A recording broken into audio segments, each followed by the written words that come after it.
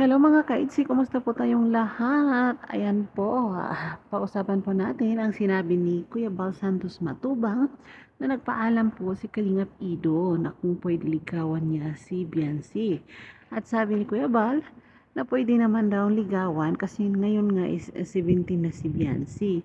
So, sa 18, sasagutin. So, may time siyang isang taon na liligawan si Biancy. At ayon naman sa mga supporters at sa mga viewers, nakikita ko po maraming comment.